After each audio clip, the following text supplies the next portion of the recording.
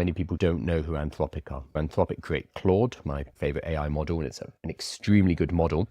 81% of the American public basically said, I've never heard of it, or I'm not sure. So I have no opinion about Anthropic whatsoever. And 9% were favorable and 10% were unfavorable, which I find very strange.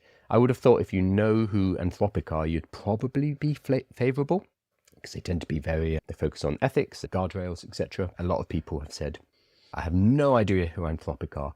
If you do know who Anthropic are, if you know what Claude is, you are ahead of 80% of the US public. On a Friday morning, you are ahead. You might not think so because you're watching this and you're thinking, oh, I need to know more. Compare yourself to the 80% of America who have no idea who Anthropic are, no idea what Claude is. Also, 76% have no idea what that is. 42% don't know who OpenAI are, which is higher than I thought. Again, this is probably me assuming everybody knows what ChatGPT is and what OpenAI is, but no, that is not the case. 42% do not know.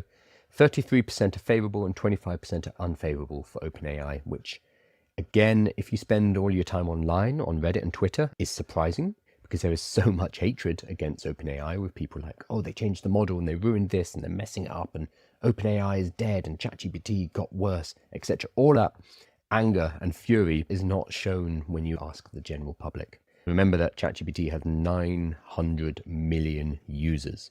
The few angry people talking about how much they hate ChatGPT online, it's very important to remember that. The other thing I thought was fascinating, and I'll put this in the newsletter, they put it right at the bottom, which I think is unfair.